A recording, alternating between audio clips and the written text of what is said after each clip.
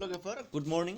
दा बे समाव नोंथांजों आं माखासे खोथाफोर शेयार खालामनो लानायदों। बेवहाय मा खोथाफोरा जागोन नोंथांमोनहा जोबजासिम नायलांबा गासैबो खोथाफोरखौ बुजिनो मोननाय जागोन। दा बेवहाय नुनो मोननाय जादों कभिड-19 नि थासारि आरो कभिड-19 नि थाखायनो बेयाव नोंथांमोनखौ सावरायनो लानाय जादों। दा बेवहाय आसामाव मैयासिम अर्थात मैयानि दिनावहाय गोबांथार बारायनानै 700 खाथि जाहैनाय अदेबानि 682 सा जाहैनाय नोंथांमोना नुनो मोनदों। दा बेखौ लानानैनो नोंथांमोननि सिगाङाव माखासे खोथा बाहाय सावरायनो लानाय जादों। दा बाहाय मैयानिसिम जाखिनि दावखोदोंमोन नोंथांमोनहा नायनानै लाग्रोदो जायफोर नोंथांमोनहा मिथियाखैमोन।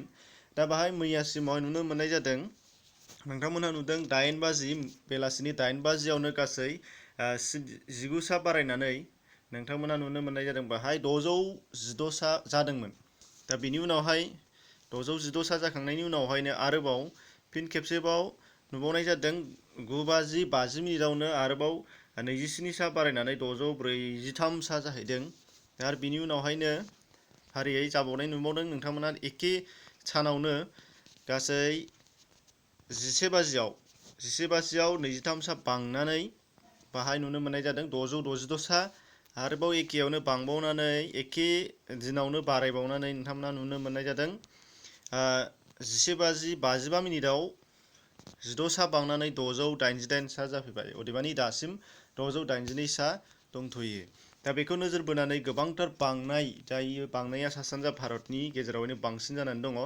मैयासिम आपडेटनि बेलायाव सा सानजा भारतनि गुबुन गुबुन रायजोफोरनियाव नोंथांमोना नुनो मोनगोन मणिपुराव गासै 34, मिज'राम सासे, त्रिपुरा सा 206, बेनिफ्राय मेघालया 14, अरुणाचल सासे, सिक्किम सासे, नागालेण्ड साथाम। दा बेखौ नोजोर बोयोबा नुनो मोनगोन आसामाव बयनिख्रुइबो बांसिन जानानै दङ। आरो दा बेवहाय नोंथांमोना नुनो मोननाय जादों 682 सा केसेसफोरनि गेजेरावहाय बाहाय 682 नि बेलायाव 62 सा डिसचार्ज जानानै गासै 613 साल' एक्टिभ जाना दं आरो थैनाया अनलि 4। बिनि उनावहाय माइग्रेट जालांनाया 3। दा मोजांनि खोथा 4ल' थैनाया। नाथाय बिनि गेजेरावहायनो दा बांबोबाय थानायखौ नोजोर बोनानै बेयावनो सावरायनो लानाया जादों। दा नोंथांमोननि सिगाङाव बेखौसो बुंनो लानाय जादों आसामाव जेरैबायदि थासारि बांबोगासिनो दङ बे बांबोनायनि थाखाय दा जोंनि जानाखि थैनायनि बिबां बे 4मोन नाथाय बियो बे 4आव थायाबो जानो हासिगौ। मानो होनोब्ला बियो दा मैयानि सिबां जानाखि बारायनाय दिनैबो बारायगोन गाबोनबो बेबायदि फैबाय थानाय समफोराव बारायगोन। जोंनि बायजोआव थाहैनाय सुबुंफोरखौ जोङो लाबोनो गोनां जादों आरो लाबोनायनि गेजेरजों बिथांमोननि गेजेराव जादों आरो जोंनि ओनसोलनिफ्राय जाथ'वाखै। हमनानै ला आसामाव थाखानायनिफ्राय जाथ'वाखै, बारदेरथ'वाखै।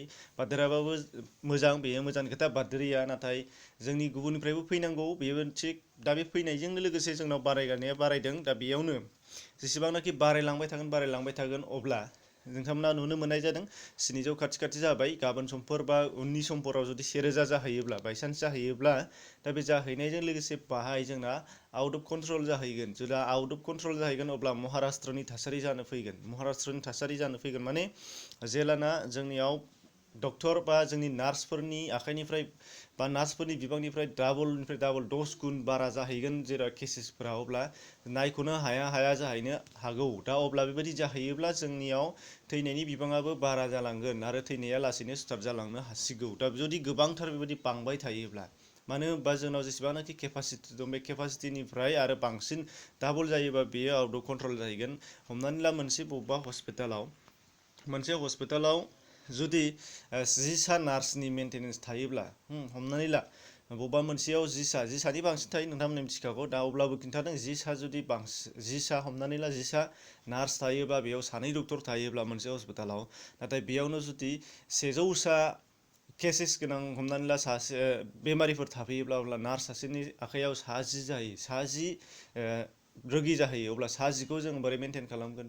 आरो हमनानै ला 100 सानिफ्राय बांसिन जाहैयोब्ला हमनानै ला 500 सा जाहैयोबा 500 सा थाहैयोबा मोनसे 10 सा नार्सिं गोनांनि अब्ला सासेनियाव बेसेबां गोलैगोन? 50 सा। अब्ला बे 50 सा जुदि बेफोरबायदि थासारि जाहैयोब्ला बेबादिखौ बोरै कन्ट्रल खालामनो हानो? अब्ला बेयाव थैनाया बांसिन जाफैगोन। दा बेनि थाखायनो जोङो आसा खालामाखै बेबायदि दाजाथों।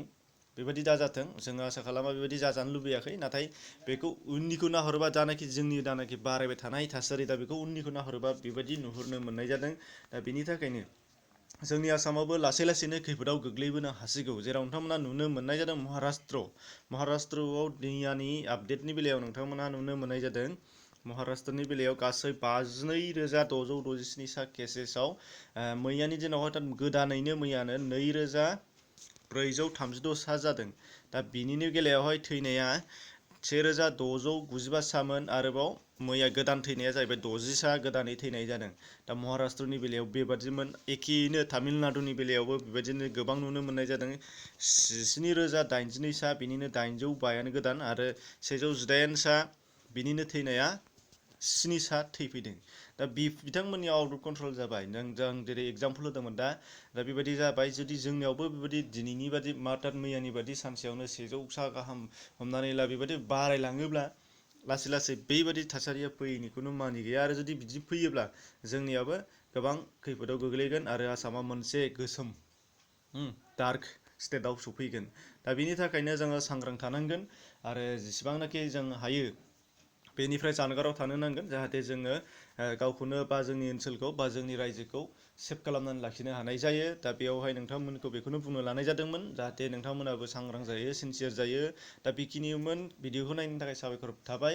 गुबुन गुबुन भिडिअ नायनो थाखाय नोंथांमोना डिसक्रिपसनाव हाबनो हानाय जागोन। गोजोन्थों।